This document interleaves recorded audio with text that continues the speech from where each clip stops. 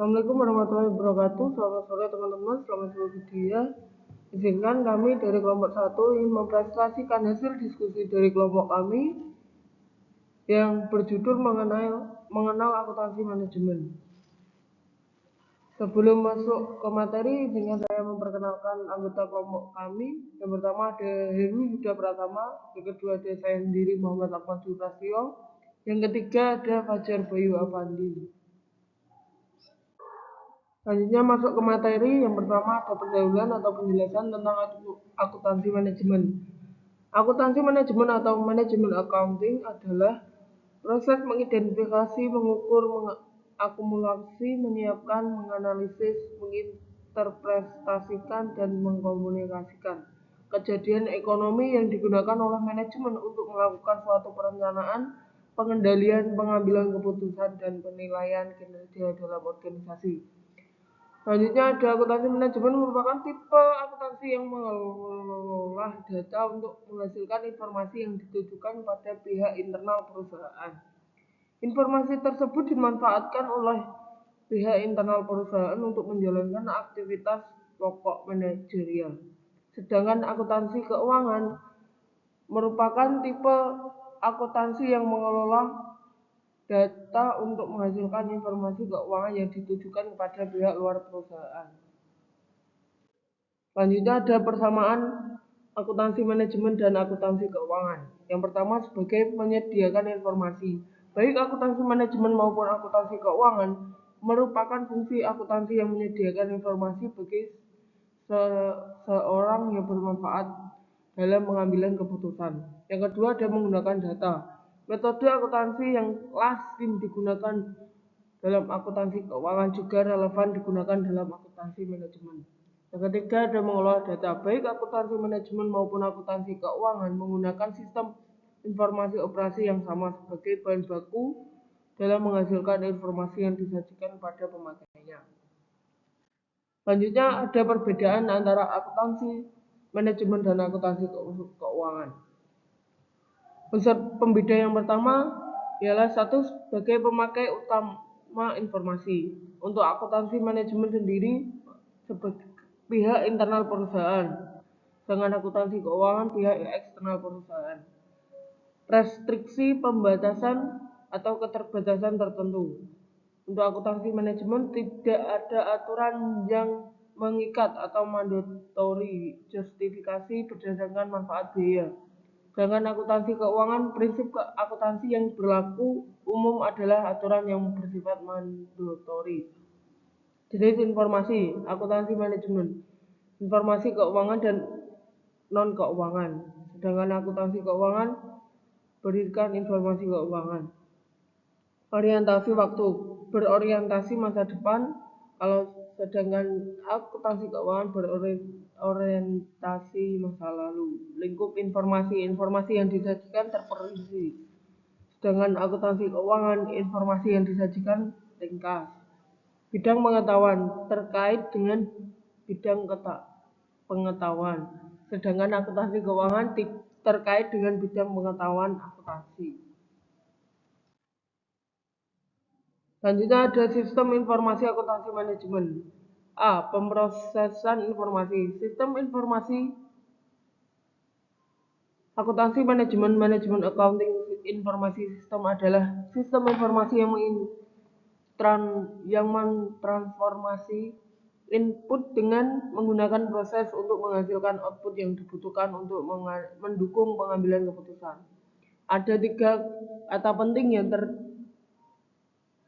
yang terkandung dalam pengertian sistem informasi akuntansi manajemen, yaitu input, proses, dan output.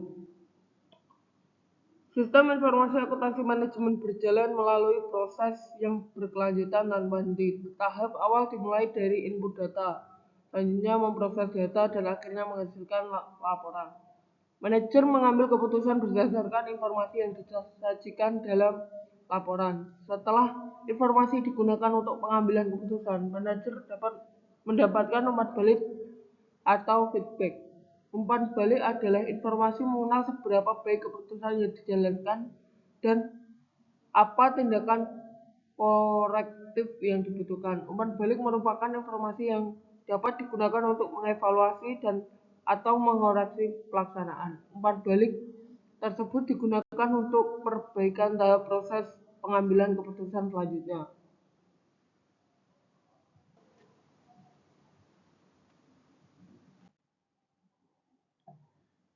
Sistem informasi akuntansi manajemen. B. Proses manajemen. Informasi yang dihasilkan oleh sistem informasi akuntansi manajemen digunakan untuk mendukung aktivitas manajemen. Aktivitas manajemen adalah proses pokok yang dilakukan oleh manajemen untuk menjalankan perusahaan. Berikut 3 aktivitas utama manajemen. 1. Perencanaan. Perencanaan atau planning adalah aktivitas yang dilakukan untuk menentukan tujuan dan metode yang digunakan dalam mencapai tujuan tersebut. 2. Pengendalian. Pengendalian atau controlling adalah aktivitas yang dilakukan untuk monitor pelaksanaan suatu rencana dan mengambil tindakan yang diperlukan jika terjadi penyimpangan. 3. Pengambilan keputusan. Pengambilan keputusan atau decision making adalah proses pemilihan suatu alternatif terbaik dari berbagai alternatif yang tersedia. Sejarah akuntansi manajemen. Sebelum double entry system 3500 sebelum Masehi sampai 1490 Masehi. Periode Mesopotamia 3500 sebelum Masehi sampai 2000 sebelum Masehi. Kejadian utama industri kecil, bank, kode of Hammurabi, daftar harga, juru tulis, zaman Mesir, Cina, Yunani, dan Romawi kuno 3000 sebelum Masehi sampai 1100 Masehi. Kejadian utama, pajak kepada raja, efisiensi program, uang koin, bank, bukas, anggaran tahunan, penggunaan kertas. Medieval England 1130 Masehi sampai 1990 Masehi. Kejadian utama, Domesday Book, Great Roll of the Esquire. Pengenalan double entry system 1490 Masehi sampai 1700 Masehi. Periode Renaissance 1490 Masehi sampai 1950 Masehi. Kejadian utama double entry system. Setelah double entry system 1700 Masehi sampai 1900 Masehi. Periode perkembangan awal akuntansi manajemen 1700 Masehi sampai 1950 Masehi. Kejadian utama catatan produksi 7 factors. Revolusi pertama akuntansi manajemen 1950 Masehi sampai 1980 Masehi. Kejadian utama pendidikan formal, buku akuntansi manajemen, berbagai jenis costing. Revolusi kedua akuntansi manajemen 1980 Masehi sampai 1900 Masehi. Kejadian utama pengukuran pengendalian perubahan kurikulum.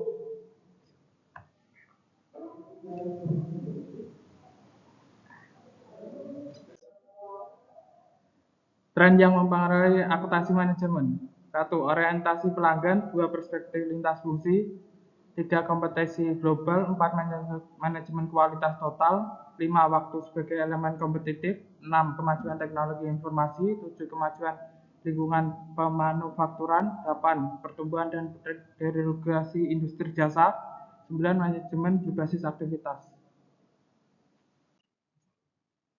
Profesi akuntan manajemen. Profesi akuntan berkembang sejalan dengan perkembangan dunia usaha. Profesi akuntan manajemen merupakan salah satu jenis profesi di bidang akuntansi. Di Indonesia, organisasi yang menaungi profesi akuntan manajemen adalah Institut Akuntan Manajemen Indonesia atau IAMI. IAMI adalah salah satu bagian dari IAI atau Ikatan Akuntan Indonesia. IAMI beranggotakan akuntan manajemen. Akuntan manajemen adalah salah satu jenis akuntan.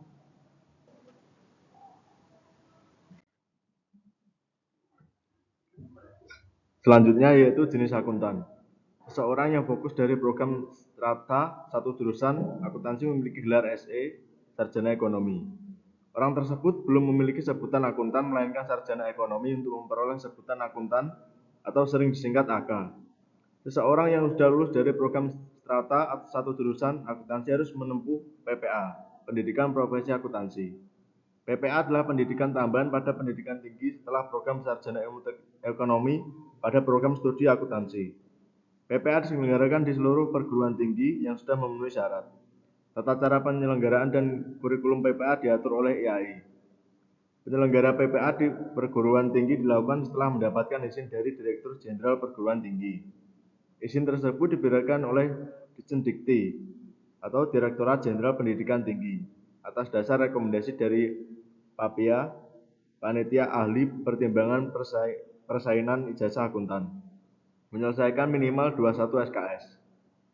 Seseorang yang mengikuti PPA wajib semester dan maksimum 40 SKS agar dinyatakan lulus. Umumnya lama studi di PPA adalah 1 tahun. Ada 7 mata kuliah wajib, masing-masing memiliki 3 SKS dan total 21 SKS yang wajib diadakan oleh penyelenggara PPA. Komersial, pasar modal dan manajemen keuangan, pelapor dan akuntansi keuangan, serta akuntansi manajemen dan biaya.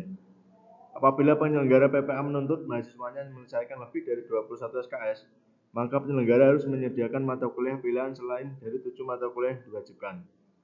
Setelah lulus dari PPA, seseorang berhak diberi sebutan akuntan dan di belakang namanya disingkat AK.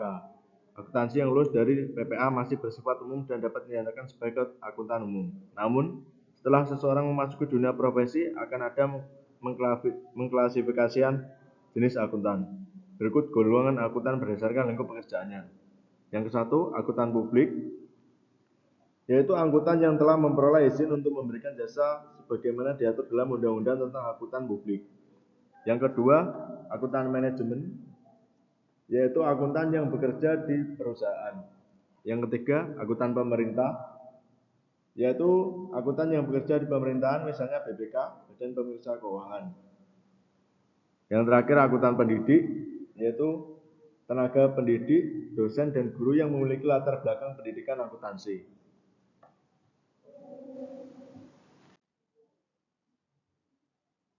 Sertifikasi di bidang akuntansi. Kualifikasi seorang akuntan dapat dilihat dari sertifikasi yang dimilikinya. Ada 3 jenis sertifikasi utama yang tersedia bagi akuntan di Amerika Serikat, yaitu CMA, Certified Management of Accountant, CPA, Certified of Public Accountant, dan CIA, Certified Internal Auditor. Seorang akuntan yang sudah bersertifikat dipandang memiliki bukti bahwa ia sudah mempunyai kompetensi minimal yang dituntut oleh profesi. Setiap sertifikasi memiliki keunggulan tersendiri bagi akuntan manajemen. Dikarenakan sertifikasi menunjukkan komitmen terhadap kompetensi, semakin besar tuntutan agar akuntan menjadi akuntan bersertifikat. Namun setelah bersertifikat, akuntan dituntut oleh profesi untuk selalu mengikuti pendidikan berkelanjutan agar mempertahankan kompetensi terkini. Di Indonesia, berbagai sertifikat sejenis juga tersedia bagi akuntan manajemen dan akuntan lain. Berbagai bentuk sertifikasi yang dapat ditempuh seorang akuntan tersedia di Indonesia, yaitu CPMA, Certified Professional Management Accountant. Yang kedua BAP, bersertifikat akuntan publik. Yang ketiga CPSAK. Dan yang terakhir SAS, sertifikasi akuntansi syariah.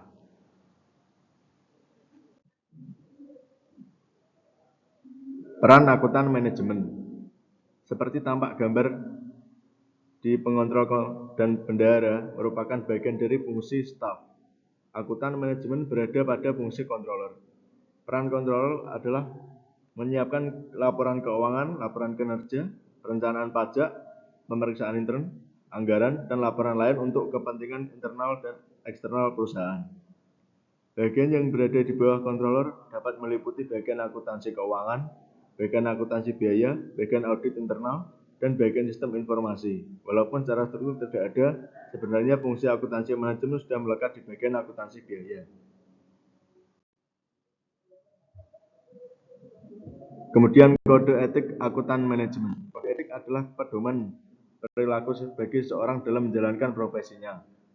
Perilaku etis melibatkan penilaian moral yang mencakup penerapan konsep benar, salah, baik, buruk, dan tanggung jawab. Perilaku etis akuntan manajemen diperlukan untuk menciptakan profesi yang dapat dipercaya. Perilaku kita dapat jadi benar atau salah, tepat atau tidak, dan keputusan yang kita ambil jadi adil atau tidak adil menurut pandangan orang. Setiap orang memiliki sudut pandang yang berbeda tentang perilaku etis. Meskipun demikian, ada prinsip umum yang dapat dijadikan sebagai pedoman bersama untuk mengurangi kemungkinan perbedaan sudut pandang tentang perilaku etis. Ada 10 nilai inti yang menggambarkan prinsip moral dalam etika. Yang pertama, kejujuran, integritas, memegang janji, kesetiaan, keadilan, kepedulian terhadap sesama, penghargaan kepada orang lain, kewarganegaraan yang bertanggung jawab, pencapaian kesempurnaan, dan yang terakhir akuntabilitas.